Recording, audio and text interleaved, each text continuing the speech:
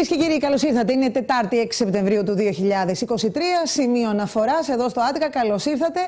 Με το πρώτο debate θα ξεκινήσουμε της χρονιάς. 32 ημέρες μετράμε αντίστροφα για την εκλογική μάχη.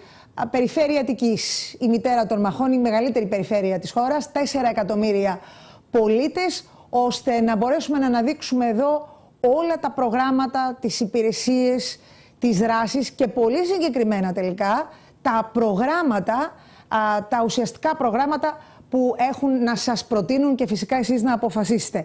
Λοιπόν, με δύο εξαιρετικούς καλεσμένους σήμερα κάνουμε την πρεμιέρα για τα debate. Ο καλός συνάδελφος, ο κύριος Γιάννης Δάρας, υποψήφιος περιφερειακός σύμβουλος Αττική Μπροστά, με τον κύριο Νίκο Χαρδαλιά. Καλώς ήρθατε. Καλώς σε βρίσκουμε, Φραντζέσκα. Ευχαριστούμε πολύ. Κεντρικός τομέας Αθηνών. Να πω ότι είστε μεγάλη εμπειρία ο αντιπρόεδρος των αθλητικών συντακτών της Παγκόσμιας Ένωσης και με εμπειρία στην αυτοδιοίκηση, υπεύθυνος επικοινωνίας στο Δήμο Χαϊδαρίου. Καλώς ήρθατε. Ευχαριστώ πολύ. Καλή επιτυχία. Θα έλεγα ένα στέλεχος της αυτοδιοίκησης επίσης ιδιαίτερα έμπειρο και εκλεκτό, η κυρία Νέλη Παπαχελά από τον κύριο Γιώργο Ιωκημίδη. Είναι υποψήφια περιφερειακή σύμβουλος Κεντρικός Τομέας Αθηνών, Αττικός Κύκλος Εμπιστοσύνης και Συνεργασίας. Με εξαιρετική εμπειρία είστε η Γενική Γραμματέας του Δήμου Νίκαιας Ρέντι. Τι να πούμε, όλα τα βιογραφικά σας και τον Δήμο, νομίζω ότι έχει τελειώσει η εκπομπή. Αντιδήμαρχος σε πάρα πολλές θέσεις, πολύ σημαντικές. Καλώς ήρθατε. Ευχαριστούμε για την πρόσκληση. Καλή επιτυχία προσωπική και στο συνάδελφο. Να είστε καλά. Υπάρχει ευγενής άμυλα, πρέπει να πω, και εκτός πλατό. Εμείς, κυρίες και κύριοι, θα πάμε στα δύσκολα, γιατί πρέπει να πω ότι και σήμερα η κακοκαιρία Ντάνιελ δείχνει τα δόντια της. Σαρώνει Βόλο, Λάρισα, Σκιάθο. Έχουμε τον ένα νεκρό, τον έναν 51χρονο συμπολίτη μας που θρηνούμε από χθες. Αναζητείται ένα 42χρονος στην Αγία Κατερίνη του Βόλου. 200.000 συνάνθρωποι μας είναι χωρίς ρεύμα αυτή τη στιγμή. Είναι πολύ δύσκολα τα πράγματα. Η πυροσβεστική έδωσε ενημέρωση για 1.500 κλήσεις, ενημέρωση που δέχτηκε στο κέντρο επιχειρήσεων της πυροσβεστικής. Έχουμε 350 διασώσεις. Πάμε να δούμε το ρεπορτάζ του καλού συναδέλφου του Άρη Δημητρίου. Είχαμε τις πλημμύρες στην Λάρισα, είχαμε τον Χήμαρο, έβλεπα, ο οποίος απειλεί το χωριό Κιλελέρ και παρέσυρε και σπίτι. Είναι πολύ δύσκολες οι ώρες. Πάμε να δούμε το ρεπορτάζ και να ξεκινήσουμε αμέσως με τους δύο εκλεκτούς καλεσμένους. Να ξεκινήσουμε φυσικά με τι άλλο, με την πολιτική προστασία. Για δεύτερη μέρα συνεχίζει το καταστροφικό πέρασμά της στη Μαγνησία η κακοκαιρία Ντάνιελ, που μέχρι στιγμής έχει τραγικό απολογισμό, 2 νεκρούς και 3 αγνοούμενους, καθώς και ανυπολόγιστες καταστροφές. Δεύτερο θύμα της φωνικής κακοκαιρίας, μια 87χρονη γυναίκα που βρέθηκε νεκρή στην περιοχή Πάλτσης στη Μαγνησία σε ένα σωρό από ξύλα. Λόγω της συνεχιζόμενης βροχόπτωσης έχουν προκληθεί πλημμυρικά φαινόμενα, υποχρεώνοντας τις αρχές να προχωρήσουν σε εκενώσεις χωριών, ενώ χρειάστηκε να διακοπεί και η κυκλοφορία σε ένα τμήμα της Εθνικής Οδού Λάρισσας Καρδίτσας. Μάλιστα στη Σοφιάδα ζητήθηκε η εκένωσή της, η πρόσβαση προς το χωριό έχει διακοπεί και η προσέγγιση της ΕΜΑΚ για να απομακρύνουν τους περίπου 200 κατοίκους του χωριού γίνεται μόνο με βάρκες.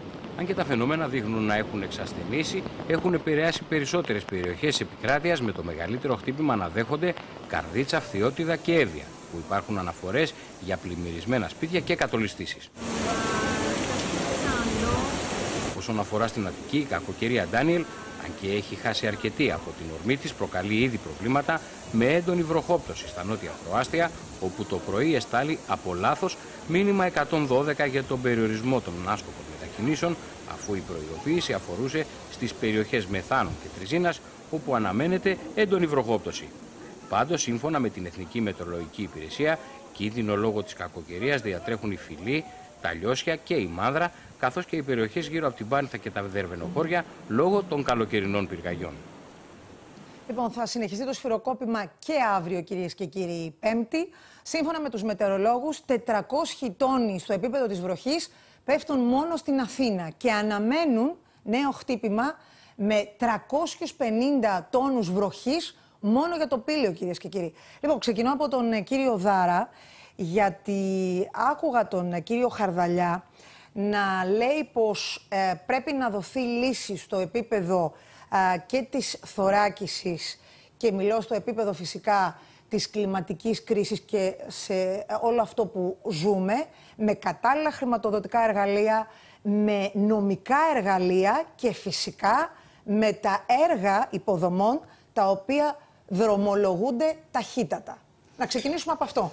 Φραντζέσκα, κοίταξε να δεις. Ο Νίκος Χαρδαλιάς δεν είναι μόνο μπαρωτοκαπνισμένος από το Δήμο Βύρωνα, αλλά με τη θητεία του σαν Γενικός Γραμματέας της Πολιτικής Προστασίας και σαν Υφυπουργός μετά, απέδειξε ότι μπορεί να διαχειριστεί τις κρίσεις. Άρα γνωρίζει τα θέματα. Αυτό είναι το βασικό. Το δεύτερο, και λόγω ηλικίας έχει όρεξη και ιδέες να τις υλοποιήσει.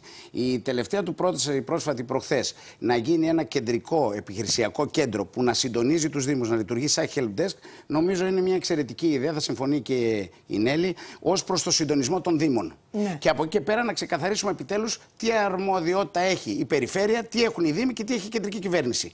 Γιατί οι πολίτες έχουν μπερδευτεί και θα πρέπει να βρεθεί μια λύση σε αυτό το θέμα, και νομίζω ότι η Αττική Μπροστά, ο συνδυασμός μας, είναι έτοιμος να υλοποιήσει το πρόγραμμα αυτό, κάνοντας ένα επιχειρησιακό κέντρο πολιτικής προστασίας στην Αττική. Οργανωμένο, εξοπλισμένο πλήρως, να υλοποιηθεί η προμήθεια όλων των μηχανημάτων που έχουν ήδη παραγγελθεί και έχουν δημοπρατηθεί, και νομίζω ότι αυτό είναι ένα πρώτο βήμα.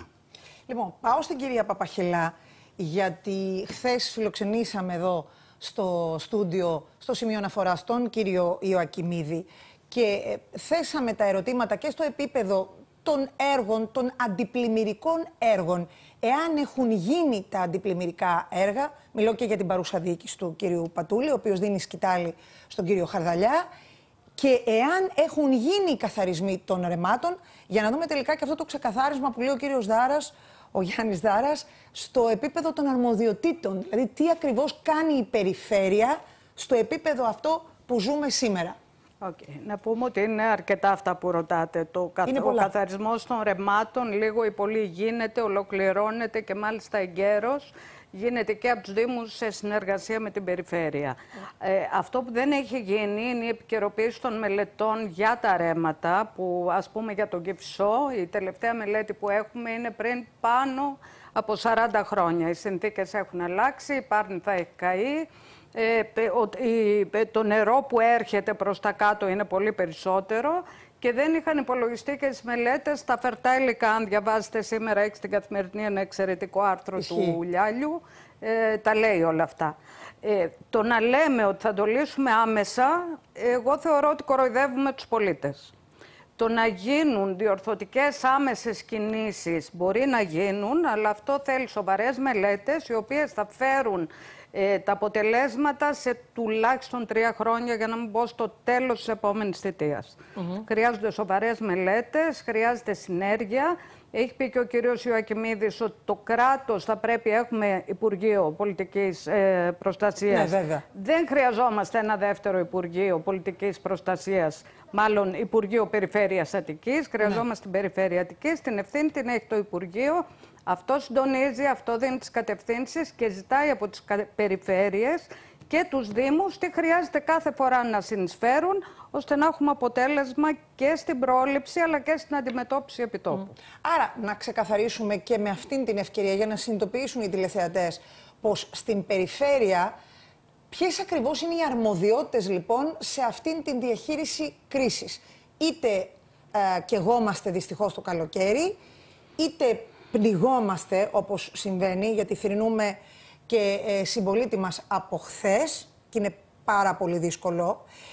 Ποιες είναι οι αρμοδιότητες της περιφέρειας? Γιατί υπάρχει ένα λαλούμι, η αλήθεια είναι, στον κόσμο, κυρία Παπαχελά, κύριε Δάρα, τι κάνει η περιφέρεια, τι κάνει ο Δήμος, αλλά και τι κάνει η κεντρική διοίκηση. Να ξεκινήσω από τον κύριο Δάρα. Ναι. Καταρχήν, νομίζω ότι ο ρόλος της περιφέρειας είναι να συντονίζει τους Δήμους και να λαμβάνει τα ερεθίσματα από την κεντρική κυβέρνηση και τη βοήθεια από τα διάφορα προγράμματα, είτε από την αιγίδα είτε από διάφορα αναπτυξιακά προγράμματα, για να παρέχει στις τοπικές κοινωνίες τη δυνατότητα να αντιμετωπίζουν τα τρέχοντα προβλήματα. Οι Δήμοι, αν δεν έχουν την ομπρέλα της περιφέρειας, δεν μπορούν να λειτουργήσουν καλώς ή κακώς. Πρέπει λοιπόν να υπάρχει ένας συντονισμός, και αυτό ήταν το help desk που ανακοίνωσε ο Νίκος Χαρδαλιάς προχθές. Άρα υπάρχει ο ρόλος του συντονισμού, είναι ο βασικός της περιφέρειας. Από εκεί και πέρα θα πρέπει να ξεκαθαρίσει, γιατί και οι πολίτες έχουν βρεθεί σε ένα αλαλούμ. Γνωρίζουν, παράδειγμα, σε μια λεωφόρο, ότι άλλος είναι ο φορέας για το οδόστρωμα, άλλος για το πεζοδρόμιο και άλλος για το διάζωμα στη μέση. Θα πρέπει αυτά τα πράγματα πράγματα σε ένα κράτος που επιτέλους αρχίζει να ψηφοποιείται και με την ψηφιακή πολιτική να προχωράει μπροστά, να ξεκαθαρίζουν αυτά τα πράγματα. Δεν μπορεί να μένουμε πίσω και νομίζω ότι ο συνδυασμός μας Αττική Μπροστά είναι αποφασισμένος να προχωρήσει και στη ψηφιοποίηση της περιφέρειας. Λοιπόν, πάω στην κυρία Παπαχελά να πω ότι είναι πολύ δύσκολη η κατάσταση στον Βόλο, γιατί παρακολουθούσαμε τον δήμαρχο, τον κύριο Μπέο, πριν από λίγο. Δεν έχει ρεύμα το 90% της πόλης και ουσιαστικά ο κόσμος προσπαθεί να πάρει ένα μπουκαλάκι νερό. Είναι πάρα πολύ δύσκολα τα όσα διαδραματίζονται. Να κάνουμε αυτό το ξεκαθάρισμα των αρμοδιοτήτων, γιατί μας έλεγε και ο κύριος Ιακημίδης ότι δεν χρειάζεται να φορτώνεται, να επιφορτώνεται παραπάνω αρμοδιότητες η περιφέρεια από αυτές που αντέχουν τα πόδια της. Αν παρακολουθεί κανείς τα πρακτικά της δίκης για το μάτι, θα καταλάβει γιατί ακριβώς μιλάμε. Γιατί η αλληλεπικάλυψη αρμοδιοτήτων υπάρχει και γιατί υπάρχει και αυτό το αλαλούμ, αλλά και το πέταγμα των ευθυνών όταν συμβεί το κακό από τον ένα φορέα στον άλλο. Έχω ένα παράδειγμα που μου αρέσει να το επαναλαμβάνω. Η οδός Αθηνάς που περνάει μπροστά από το Δημαρχείο της Αθήνας δεν ανήκει στο Δήμο Αθηναίων. Δηλαδή, τι άλλο θέλουμε να πούμε. Εγώ επανέρχομαι υπάρχει πρόταση του Γιώργου του Ιωακεμίδη που μιλάει για ευθύνη της πολιτείας, του συγκεκριμένου Υπουργείου, κυρίως στο επιχειρησιακό κομμάτι. Από εκεί και πέρα έρχεται η περιφέρεια να συνδράμει μαζί με τους Δήμους στο σχεδιασμό, στην αγορά και στη διάθεση των μέσων. Είτε πρόκειται για προσωπικό, είτε πρόκειται για μηχανήματα, είτε, ώστε να έχουμε το καλύτερο δυνατό αποτέλεσμα. Στα όσα θα δούμε σε λίγο τον απολογισμό της Περιφέρειας Αττικής για τα συγχρηματοδοτούμενα από το ΕΣΠΑ, ο απολογισμός που έγινε χθες το πρωί και η τηλεθεατής, ο κόσμος επιμένει στο αν έχουν γίνει και σε αυτή τη θητεία, κύριε Δάρα, τα έργα τα υποδομών, όπως τα γνωρίζει ο κόσμος, τα πολύ σημαντικά για τη θωράκιση των πολιτών. Δηλαδή, είχαμε μια τραγωδία στη Μάνδρα πριν από χρόνια. Τελικά, το μεγάλο, το σημαντικό αντιπλημμυρικό έργο έγινε εκεί. Να ξεκινήσω από αυτό και να δούμε και τα υπόλοιπα φυσικά. Η μεγάλη δυσκολία, Φραντζέσκα, είναι στις μελέτες για να προχωρήσουν τα έργα. Ναι. Και όπως είπε και η Νέλη, και εδώ θα συμφωνήσω και εγώ και είναι και στο πρόγραμμά μας, πρέπει να γίνει επικαιροποίηση των μελετών. Αν δεν γίνει επικαιροποίηση των μελετών, δεν μπορούν να προχωρήσουν αυτά τα έργα. Και πολλά έχουν μείνει στάσιμα ή έχουν καθυστερήσει. Σκοπός της παράταξης και του Νίκου Χαρδαλιά είναι να δρομολογηθεί άμεσα επικαιροποίηση των μελετών και να προχωρήσουν τα έργα. Όσον αφορά τις αναπλάσεις και τα έργα κομβικά σε όλη την Αττική. Αυτό είναι το βασικό. Ναι. Ωραία, μας δίνετε και την είδηση. Κυρία Παπαχελά, τι λέτε? Θα συμφωνήσω ότι πρέπει να γίνει, όπως είπα και εγώ, επικαιροποίηση των μελετών. Πρέπει να έχουμε μια άλλη οπτική πια. Επίσης δεν μπορεί να είναι επικοινωνιακά, επειδή πλημμυρίζει ο Κηφισός στο κάτω κομμάτι μεταξύ Πέτρου Ράλη και Ρέντι. Ναι. Δεν ξεκινάς τα έργα από εκεί, όπως μηχανικός είναι ο Ιωακεμίδης. Ναι. Ξεκινάς από εκεί που ξεκινάνε τα νερά, ναι. Γιατί αλλιώς έχεις μια χωάνη τεράστια. Ναι. Πρέπει να ξεκινήσεις από κάτω, να ανοίξεις, στο δρόμο να φύγουν τα νερά και μετά πας σιγά σιγά προς τα πάνω. Μου θυμίζετε το δημοσιογραφικό link van, το οποίο πηγαίνει πάντα στη Χαμοστέρνας. Μπράβο. Με το καλησπέρα. Μα αυτό είναι σίγουρο ότι θα πλημμυρίσει. Άρα ξεκινάς από εκεί, ανοίγεις το δρόμο προς τα κάτω και σιγά σιγά προχωράς. Ναι. Είπαμε για τις επικαιροποίησεις των μελετών και επίσης πρέπει να δούμε, έχουμε ρέματα όπως της Πικροδάφνης ή δεν θυμάμαι τώρα ποιο, έχουμε μέσα χτισμένα σπίτια. Πρέπει να γίνουν απαλωτριώσεις. Πρέπει να δούμε πού θα πάνε αυτοί οι άνθρωποι που μένουν εκεί πέρα, οι οποίοι κάποιοι έκτισαν νόμιμα, έχουν νόμιμες άδειες.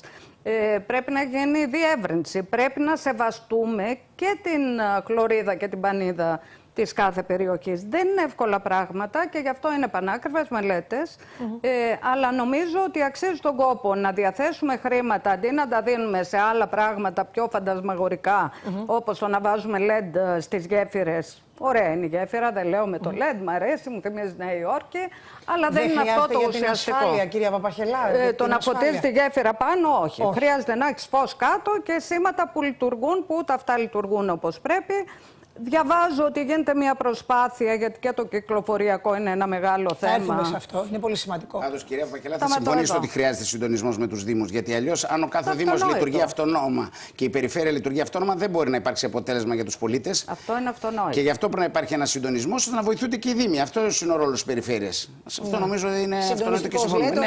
Βέβαια, έτσι. Ναι, ακριβώς. Γίνεται το μεγάλο όχι να κάνουμε χατήρια στους δικούς μας δημάρχους, να κάνουμε χατήρια και να προσφέρουμε έργο εκεί που χρειάζεται πραγματικά ο Δήμος, η κάθε περιοχή, η κάθε γειτονιά της Αττικής. Αυτός είναι ο στόχος. Όταν πλημμυρίζει ο Κηφισός, επίσης να πούμε ότι πλημμυρίζει ο Ρέντες, πλημμυρίζει το Μοσχάτο, πλημμυρίζει το Φάληρο. Δεν έχει να κάνει με ένα Δήμο.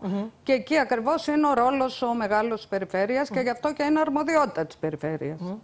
Λοιπόν, θέλω να πάμε σε αυτό το σημείο, να σας προχωρήσω και να δούμε τι ακριβώς γίνεται με το επίπεδο της διαχείρισης των απορριμμάτων, γιατί είδα επίσης ότι είναι ένα από τα κεντρικά θέματα στα οποία ερωτώνται και οι επικεφαλείς των παρατάξεων, και ο κύριος Χαρδαλιάς και ο κύριος Ιακημίδης, ο κύριος Γουρός, ο κύριος Πρωτούλης και οι υπόλοιποι. Λοιπόν, εδώ υπάρχει ένα τεράστιο θέμα σε σχέση με την διαχείριση των σκουπιδιών, κύριε Δάρα.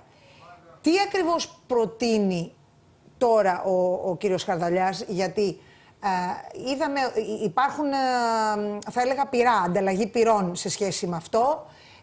Δεν κάναμε τίποτα μετά από τόσα χρόνια για τη φυλή. Συνεχίζουμε να θάβουμε, η φυλή κλείνει, εμείς είμαστε πάλι στο ίδιο εργοθεατές και θα προχωρήσω μετά στο επίπεδο της ανακύκλωσης. Τι λέτε? Κοιτάξτε να δείτε, το πρώτο πράγμα είναι ότι είμαστε εναντίον και δεν θα μπορεί κανείς να ανεχθεί πλέον άλλο θάψιμο σκουπιδιών. Αυτό πρέπει να τελειώσει. Ναι. Και νομίζω σε αυτό συμφωνούμε όλοι και είναι βασικός κανόνας το τομέα της διαχείρισης των απορριμμάτων. Αυτό είναι το ένα. Δεύτερον, θα γίνουν νέες μονάδες λιμάτων ώστε να αξιοποιηθούν, να είναι ανακυκλώσιμα τα υλικά χωρίς να υπάρχει πρόβλημα για την υγεία των κατοίκων. Αυτό είναι το δεύτερο. Και το τρίτο, πρέπει να συζητήσουμε σοβαρά το θέμα των βιοαπόβλητων. Έχει γεμίσει βέβαια η Αττική με τους καφέ κάδους, αλλά αμφιβάλλω πολύ αν έχει υπάρξει ενημέρωση, και αυτό θα είναι πλέον ευθύνη και του δικού μας συνδυασμού που φιλοδοξούμε και πιστεύουμε ότι θα είμαστε διοίκηση στις 9 Οκτωβρίου. Από εκεί πέρα να ενημερώσουμε τον κόσμο από τα σχολεία, αν είναι δυνατόν, τι σημαίνει ο καφέ κάδος για τα βιοαπόβλητα. Να ξέρει ο καθένας τι θα ρίξει και πού θα ρίξει τον καφέ κάδο, ώστε να μπορεί να ξεκινήσουμε εκεί. Αν σκεφτείτε ότι 1,8 τόνους απορριμμάτων, τα μισά υποτίθεται είναι από τους κάδους, από τη διαχείριση των πολιτών, και το 1/10, το 15ο δεν είναι το μόνο που καταφέρνουμε να διαχωρίσουμε μόνοι μας στους πολίτες, εδώ έχουμε πρόβλημα. Είναι πρόβλημα στην ενημέρωση. Και εδώ θα δώσουμε μεγάλη έμφαση εμείς στην ενημέρωση των πολιτών, από τα σχολεία, όλες τις εκπαιδευτικές βαθμίδες, στις τοπικές κοινωνίες, για να γίνει συνείδηση. Αν δεν ξεκινήσει από τη μικρή ηλικία, δεν μπορούμε να περιμένουμε πιο υπεύθυνους πολίτες για να μπορέσουμε να κάνουμε σωστή διαχείριση των απορριμμάτων. Κυρία Παπαχελά, και θα θέσω το ερώτημα, αμέσως μετά θα απαντήσει και ο κύριος Δάρας, αν τελικά αυτή τη στιγμή που συζητάμε η Περιφέρεια Αττικής έχει γεμάτο ταμείο. Άκουσα τον κύριο Κιμίδη να λέει ότι υπάρχει ένα έλλειμμα 100 εκατομμυρίων ευρώ. Δεν υπάρχουν χρήματα στην Περιφέρεια Αττικής. Ισχύει, δεν ισχύει, θα μας το πείτε σε λίγο. Ξεκινάω με τα σκουπίδια. Πριν πάμε λοιπόν στο ταμείο, να πούμε ότι η διοίκηση Πατούλη όλα αυτά τα χρόνια δεν έχει προχωρήσει τίποτα πέρα από ένα κομμάτι επικοινωνιακό μόνο σε σχέση με τα βιοαπόβλητα. Δεν έχουμε σοβαρά στοιχεία για την ανακύκλωση. Αν ψάξετε, σοβαρά στοιχεία στα οποία μπορούμε να στηριχτούμε δεν έχουμε. Έρχεται ο κύριος Χαρδαλιάς και λέει: σε 3 χρόνια θα έχω λύσει το θέμα. Πώς θα λύσει το θέμα? Βγουν τώρα οι διαγωνισμοί. Ξέρουμε πώς είναι οι διαγωνισμοί του δημοσίου. Θες τουλάχιστον 4 με 5 χρόνια για να ολοκληρωθούν. Σπιτάκια ανακύκλωση. Τι θα κάνει ο κύριος Χαρδαλιάς? Η Political, που είναι μια διαδικτυακή εφημερίδα που πρόσκειται στην παράταξη, στη Νέα Δημοκρατία τέλος πάντων, μιλάει για αμαρτωλά σπιτάκια ανακύκλωσης, που ούτε από εκεί έχουμε στοιχεία τι έχουν συνεισφέρει, που στοιχίζουν 370.000 έκαστο, σαν ένα διαμέρισμα στην Κηφισιά. Τι θα γίνει με αυτά? Εμείς δεσμευόμαστε ότι στο τέλος της θητείας θα έχει λυθεί το θέμα. Είχαν χωροθετηθεί 6 χώροι, αυτή τη στιγμή είναι χωροθετημένοι 3, οι εξής 2 στην ουσία, γραμματικό και σκιστό. Θα πρέπει να προχωρήσουν άμεσα οι μελέτες, να υλοποιηθούν, να δημοπρατηθούν οι μελέτες για να γίνουν τα εργοστάσια διαχείρισης των απορριμμάτων και φυσικά και αυτό, τα σχολεία γίνεται πολύ καιρό, Αυτό γίνεται στα σχολεία. Είναι άδειοι όμως, Νέλη μου, οι κάδοι. Είναι άδειοι σχεδόν οι κάδοι. Όταν ο δημότης φοβάται ότι άμα κάνει ανακύκλωση, πάει το πετάει στον μπλε κάδο, θα βρεθούν στο ίδιο σκουπιδιάρικο με τα υπόλοιπα, σου λέει δεν με ενδιαφέρει δεν. Πρέπει να πείσουμε τους πολίτες να γίνει και επικοινωνιακή, πώς να το πω, δηλαδή καταιγίδα να υπάρξει. Θέλει συνεργασία όμως όλων των παρατάξεων. Την άλλη μέρα, στις 9 Οκτωβρίου, ο πολίτης θα τα αντιμετωπίσει αυτά τα προβλήματα. Δεν θα διαφωνήσω. Δεν θα τον ενδιαφέρει τόσο ποιος διοικεί, ποιος είναι αντιπολίτευση. Θέλει να βρει λύση στα προβλήματά του. Και αυτό θέλει απαιτεί συνεργασία όλων των παρατάξεων. Λέω όμως ότι αυτό δεν μπορεί να γίνει από τη μία μέρα στην άλλη. Όχι, δεν γίνεται από τη μία μέρα στην άλλη. Αυτό. Και να μην κοροϊδεύουμε τον κόσμο ότι θα λυθεί το πρόβλημα. Λεφτά υπάρχουν, κύριε Δάρα? 1,6 υπάρχει ο προπολογισμός για τη νέα πενταετία. Ναι. Από τα προγράμματα είναι περίπου 50% αυξημένο σχέση με τη προηγούμενη θητεία του κυρίου Πατούλη. Ναι. Έχουν εξοικονομηθεί αυτοί οι πόροι. Νομίζω ότι με αυτά πιστεύω θα γίνει πολύ σωστή διαχείριση και θα αξιοποιηθούν. Αυτός είναι ο στόχος και η ευχή μας. Γι' αυτό άλλωστε νομίζω ασχολούμαστε και με τα κοινά. Ναι. Για να το πετύχουμε αυτό. Ναι. Κυρία Παπαχελά. Από το τι έχουμε προϋπολογιστικά μέχρι το ταμείο υπάρχει τεράστια απόσταση. Αυτή τη στιγμή έχουν εγγραφεί με 1 ευρώ, με 1.000 ευρώ άπειρα έργα. Έχουμε κάνει ρουσφέτια σε όλους τους δημάρχους της Αττικής, οι οποίοι νομίζουν ότι θα έχουν έργο που θα υλοποιήσουν σε μερικά χρόνια, ότι είναι άμεσα κλπ. Και τα οποία δεν υλοποιούνται. Αν υλοποιηθούν όλα αυτά, όχι, η περιφέρεια θα είναι με ένα τεράστιο έλλειμμα. Με ένα τεράστιο έλλειμμα. Βεβαίως, έχει το καλό ότι έχει να διαχειριστεί ένα ΕΣΠΑ πολλών εκατομμυρίων. Και εκεί μπαίνουμε εμείς και λέμε ότι αυτό θα πρέπει να το διαχειριστεί ένας άνθρωπος που το έχει κάνει στην πόλη του. Ναι. Η Νίκη αλλιώς ήταν τα προηγούμενα χρόνια, παραλάβαμε έναν ελληματικό δήμο, παίρνουμε ό,τι πρόγραμμα υπάρχει χρηματοδοτικό ώστε να μην επιβαρύνονται οι πολίτες, οι δημότες μας. Και σε 5 χρόνια η Νίκη θα είναι αλλιώς. Θα είναι μια σύγχρονη πόλη. Κοίτα, Φραντζέσκα, κανείς δεν αμφισβητεί και την εμπειρία και την ποιότητα του Γιώργου Εκμίδη όπως και του Γιάννη Τσουκουρού. Δύο ανθρώπους που έχουν προσφέρει πολλά στον χώρο της αυτοδιοίκησης. Από εκεί πέρα νομίζω ότι ο Νίκος Χαρδαλιάς έχει δοκιμαστεί σε αυτό το τομέα, στην τοπική αυτοδιοίκηση και στην πολιτική προστασία, στη διαχείριση κρίσεων με εξαιρετική επιτυχία και στα χρόνια του κορονοϊού. Νομίζω ότι αυτή τη στιγμή είναι και θέμα λίγο ηλικίας. Εγώ δεν το υποβαθμίζω αυτό. Είναι η δεύτερη φορά που το λέτε, κύριε Δάρα. Βεβαίως το λέω γιατί θεωρώ ότι φρέσκες ιδέες για να μπορέσουν να υλοποιηθεί σαν όρεξη σε ένα νέο τομέα. Ναι. Και νομίζω ότι θα προσφέρει πάρα πολλά σε αυτό το τομέα. Είναι και να πω και κάτι. Αν δεν έχεις καλή αντιπολίτευση, δεν μπορεί να κάνεις καλή διοίκηση. Νομίζω ότι είναι βασικό αυτό. Κομματική ταμπέλα υπάρχει, γιατί χθες μας έλεγε ο κ. Ιακημίδης ότι επί ΣΥΡΙΖΑ Περιφερειάρχης εξελέγει η κυρία Δούρου. Επί ΠΑΣΟΚ εξελέγει ο κ. Γιάννης Γουρός. Με τη Νέα Δημοκρατία Γιώργος Πατούλης και τώρα Νίκος Χαρδαλιάς. Τελικά οι πολίτες επιλέγουν. Εγώ δεν νομίζω ότι στην περιφέρεια ισχύει κάτι τέτοιο. Όχι, λέτε. Η Αττική μπροστά είναι ένας πολυσυλλεκτικός συνδυασμός. Ναι. Νομίζω έχει πάρει αξιοποιήσει στελέχη και από την τοπική αυτοδιοίκηση και από την κοινωνία. Ανθρώπους που έχουν διακριθεί στο επιστημονικό ή στο τεχνικό επίπεδο, στον χώρο το επαγγελματικό καθένας. Άλλωστε τα ψηφοδέλτια στο Αττική μπροστά είναι κατά 70% ανανεωμένα και νομίζω είναι πιο νέοι άνθρωποι με όρεξη να προσφέρουν στα κοινά. Νομίζω ότι δεν υπάρχει τέτοιο χαρακτηριστικό. Από εκεί και πέρα η τάση της κοινωνίας εκδηλώθηκε στις βουλευτικές εκλογές. Από εκεί και πέρα είναι λογικό να υπάρχει ίσως και μια συνέχεια επιρροή και στις αυτοδιοικητικές εκλογές. Θέλω να πάρω ένα σχόλιο για τις αθλητικές υποδομές και θα ρωτήσω και την κυρία Παπαχελά γι' αυτό. Είναι πολύ σημαντικό. Έχετε συγκεκριμένη πρόταση που έχετε κάνει στον κύριο Χαρδαλιά και θέλω να την ακούσουμε. Η πρόταση, γιατί και ήταν τιμητική η πρόταση από τον Νίκο Χαρδαλιά, από τον οποίο γνωριζόμαστε από το Δήμο Βύρωνα. Εγώ βοηθούσα στο τομέα επικοινωνίας του Αθηναϊκού. Ο Νίκος Χαρδαλιάς ήταν δήμαρχος Βύρωνα και πολύ επιτυχημένος. Γνωριστήκαμε, ξέρω την αγάπη του για τον αθλητισμό. Μου ζήτησε να προσφέρω στο τομέα του αθλητισμού που νομίζω τον υπηρετώ 40 χρόνια. Και από εκεί και πέρα νομίζω ότι πρέπει η Αττική να αποκτήσει, να γίνει προορισμός 12 μηνών ως προς τον αθλητικό τουρισμό, να φιλοξενήσει μεγάλα και διεθνή αθλητικά γεγονότα και να έχει νέους, σύγχρονους και μοντέρνους αθλητικούς χώρους. Κυρίως όμως ασφαλείς. Φραντζέσκα, δεν είναι δυνατόν να πηγαίνουμε σε αθλητικούς χώρους, να εμφανίζονται απεινιδωτές και να εξαφανίζονται την άλλη μέρα. Πρέπει οι απεινιδωτές να υπάρχουν, να ξέρει άνθρωπος να τους λειτουργεί, να μην είναι κλειδωμένοι σε μια αποθήκη, να έχουν μπαταρίες και να μπορούν να σώσουν μια ζωή αθλητή ή φιλάθλου ή προπονητή. Άρα, Ο ρόλος της περιφέρειας νομίζω θα είναι πολύ σημαντικός αυτό.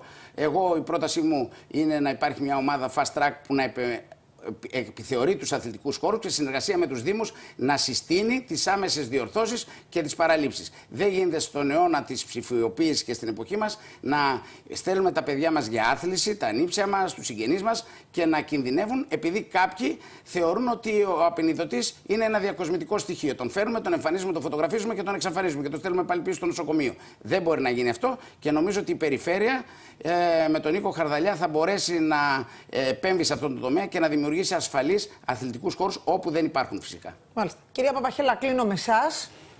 Λοιπόν, αν υπάρχει η κομματική ταμπέλα, δεν το ξεχνώ, και πρόταση σε σχέση και με τις αθλητικές υποδομές. Γιατί και ο αθλητισμός, η αλήθεια είναι πολύ μεγάλα τα προβλήματα, αλλά ο αθλητισμός είναι ζωή.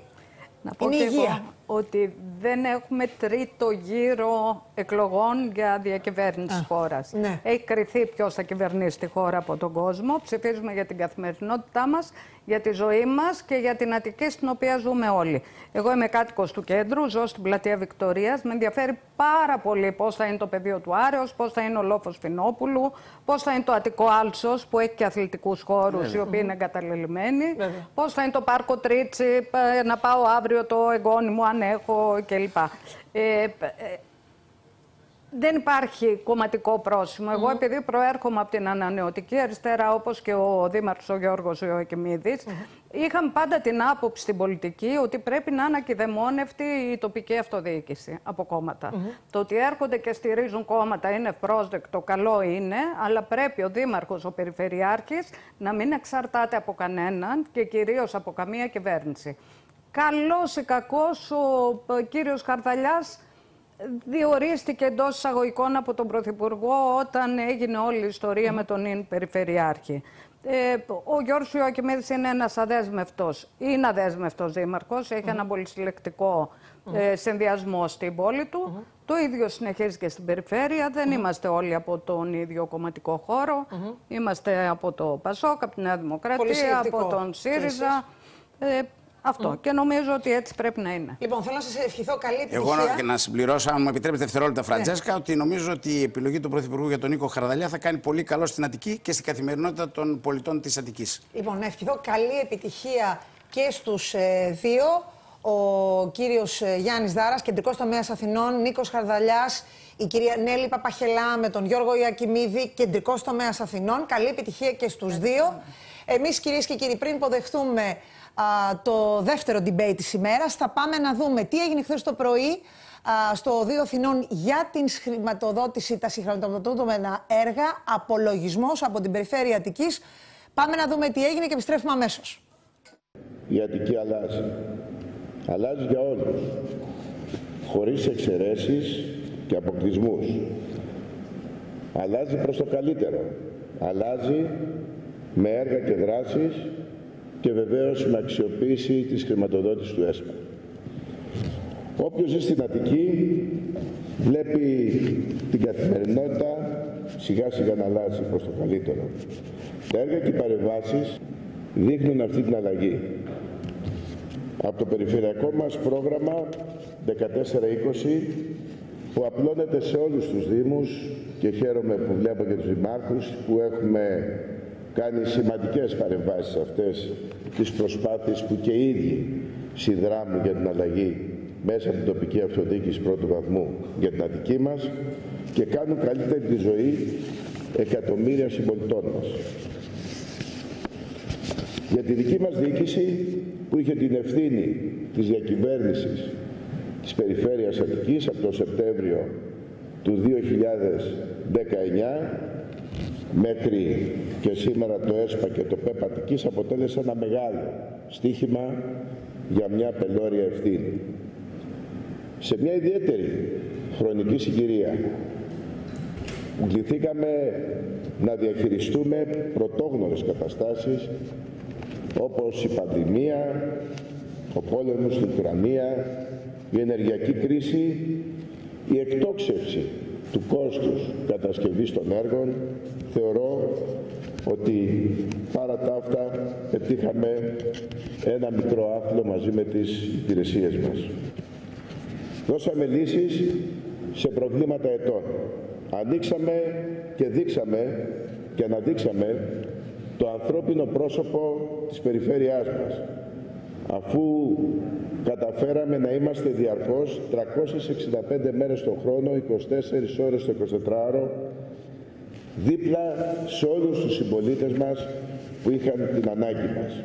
Τα νούμερα δεν λένε πάντα την αλήθεια, αλλά έχει αξία να αναφέρω πως το ΠΕΠ Αττικής με ενταγμένα έργα άνω των 1,8 δις ευρώ χρηματοδότησε την υλοποίηση 12.149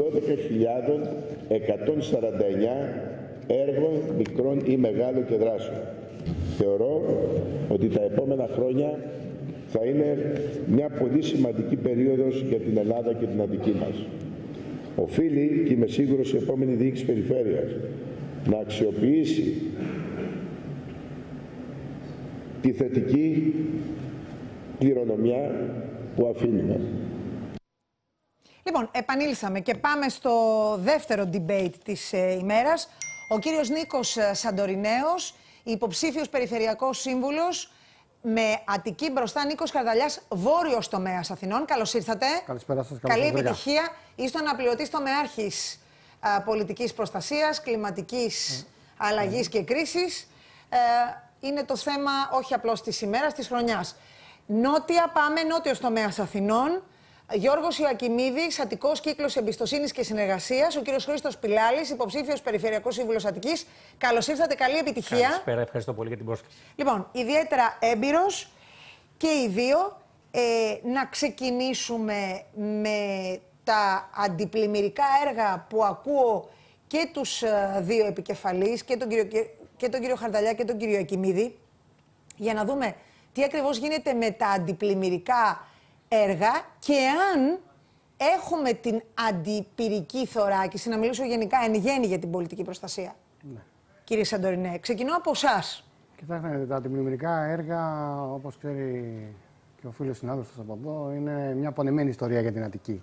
Ναι. Όλο ξεκινάνε τα έργα, ξεκινάνε και δεν ολοκληρώνονται ποτέ. Γιατί? Είτε από οι μελέτες υπάρχει μεγάλη καθυστέρηση ώστε να οριμάσουν και να ολοκληρωθούν, γιατί το δημόσιο δυστυχώς, οι ρυθμοί του δημοσίου είναι πάρα πολύ αργοί και έπρεπε για μένα να υπάρχει μια νομοθετική ρύθμιση από την κεντρική εξουσία ώστε οι μελέτες να προχωρούν πολύ πιο γρήγορα και τα έργα που είναι για την ωφέλεια των πολιτών να ολοκληρώνονται πολύ πιο γρήγορα. Θεωρώ ότι έχουν ξεκινήσει κάποια έργα και από την εποχή της κυρίας Δούρου και ολοκληρώθηκαν οι μελέτες νομίζω αυτή την περίοδο και έχουν ξεκινήσει οι εργασίες, απλώς δεν έχουν ολοκληρωθεί. Ναι. Θεωρώ ότι πρέπει να τρέξουμε, πρέπει να βάλουμε τα πόδια μας στην πλάτη που λέμε για να ολοκληρωθούν πολύ πιο γρήγορα τα έργα, γιατί ο πολίτης δεν μπορεί να περιμένει ούτε η περιουσία του, ούτε το σπίτι του, ούτε η ανθρώπινη ζωή. Και θεωρώ ότι πρέπει όλων μας, από όποια παράταξη και να είμαστε, από όποιο μετερίζει ξεκινάμε, να έχουμε προτεραιότητα τις ζωές και την ασφάλεια των πολιτών. Άρα κάνετε πρόταση, κύριε Σαντορινέ, για νομοθετική ρύθμιση, σαφώς, λέτε. Εγώ θέλω να πιστεύω ότι η κεντρική εξουσία πρέπει να επιταχύνει τις διαδικασίες, ώστε οι μελέτες και τα έργα στο δημόσιο να γίνονται πολύ πιο γρήγορα όταν έχουν να κάνουν με τις ανθρώπινες ζωές και με την ανθρώπινη ασφάλεια των πολιτών. Ναι. Τι λέτε, κύριε Πιλάλη? Θα συμφωνήσω ότι πρέπει να ολοκληρώνονται τα αντιπλημμυρικά έργα. Να πω ότι πράγματι έχουν ξεκινήσει αρκετά επί της θητείας στην περιφέρεια της κυρίας Δούρου. Όμως δεν έχουμε δει την ίδια αναμενόμενη εξέλιξη επί της θητείας του κυρίου Πατούλη.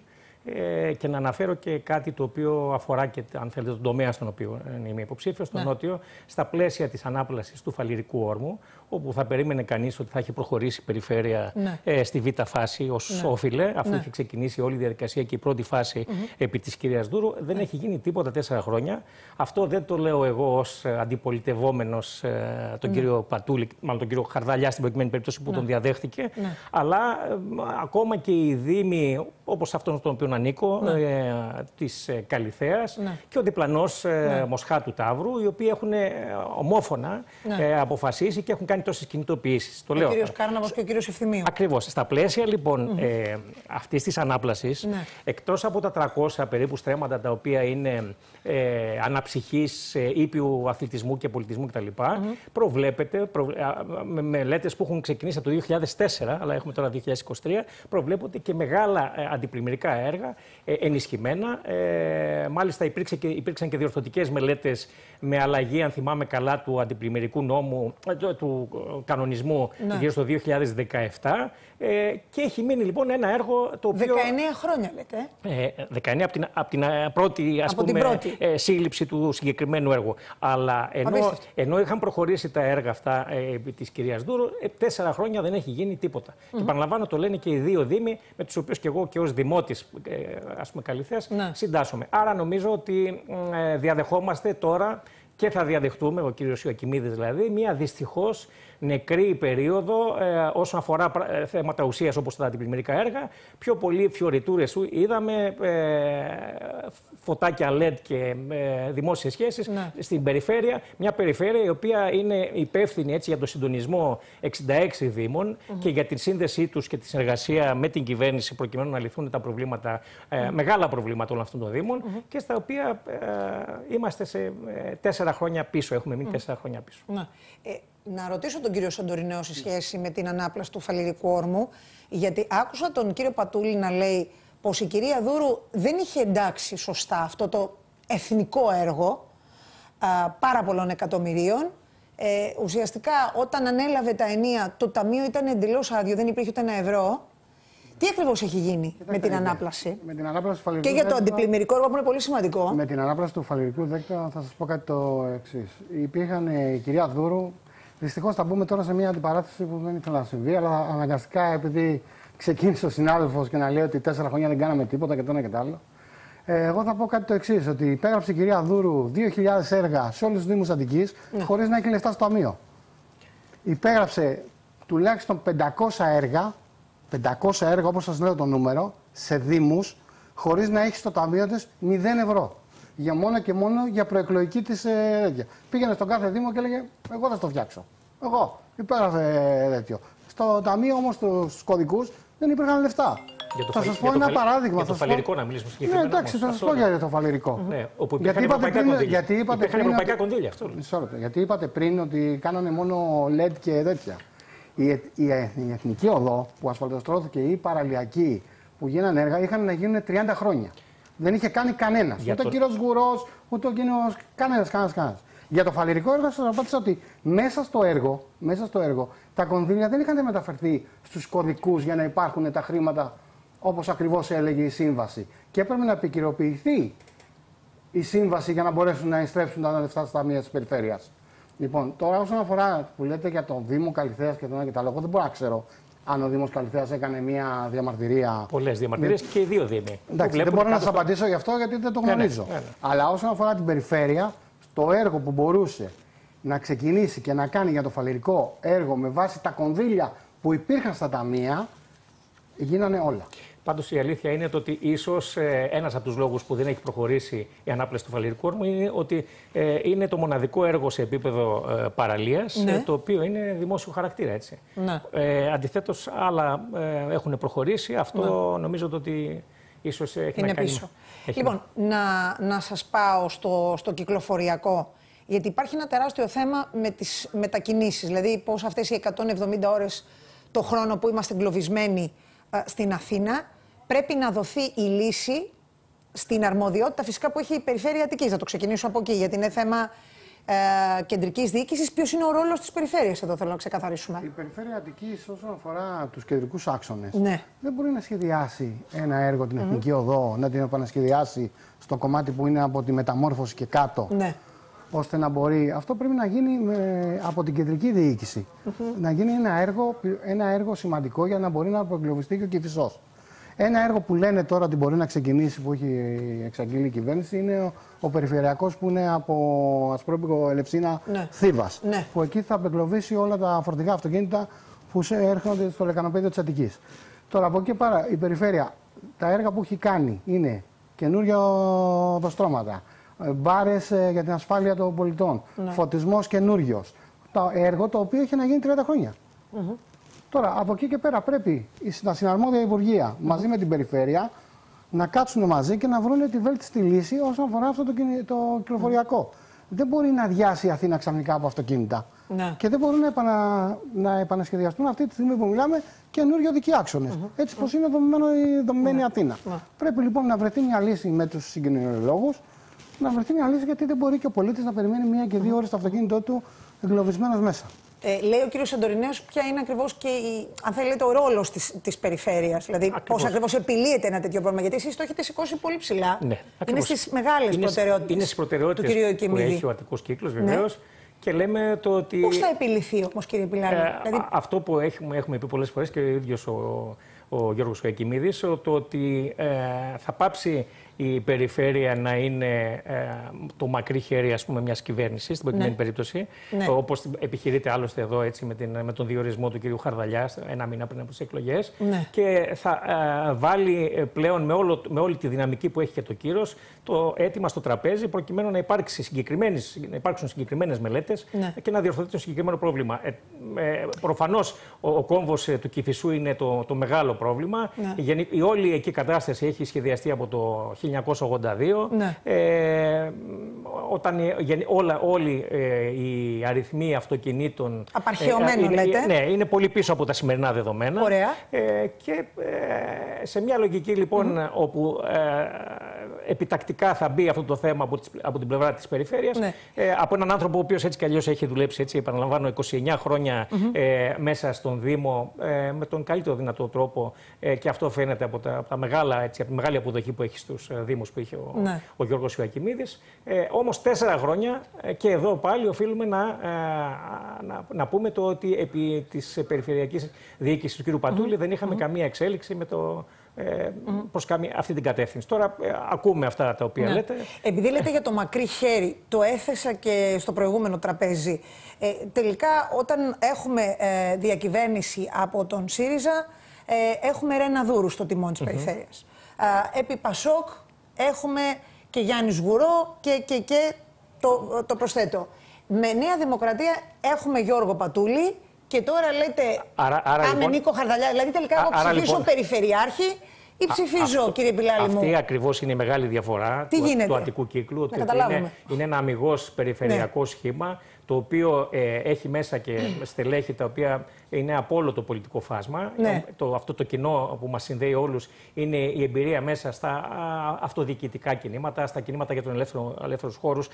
Την Κυριακή, όπως και άλλοι πολλοί συνυποψήφοι μου, ήμουνα στις εκδηλώσεις που γίνανε στην παραλία του Αλήμου για τους ελεύθερες παραλίες, και όλοι κινούμαστε σε τέτοιους χώρους. Είμαστε άνθρωποι δηλαδή οι οποίοι αντιλαμβανόμαστε την αυτοδιοίκηση με τελείως διαφορετικό ρόλο από ότι η κυβερνητική, αν θέλετε, παράταξη, ας πούμε, του κυρίου Χαρδαλιά. Και το λέω τώρα το ότι δεν είναι εύκολο να πιστέψουμε ότι ο κύριος Χαρδαλιάς θα κάνει, ας πούμε, αυτά τα οποία λέει τώρα, όταν 1 μήνα πριν, χωρίς κάποια ιδιαίτερη προετοιμασία προσωπική επί του προγραμματισμού ως υποψήφιος περιφερειάρχης, έρχεται απλώς να πάρει τη σκητάλη, έτσι, και να απολογηθεί, πρέπει κατά κάποιον τρόπο, για όσα έχει κάνει η προηγούμενη κομματική παράταξη, ας πούμε, του κυρίου Πατούλη. Να απαντήσει, γιατί έχω λίγο χρόνο.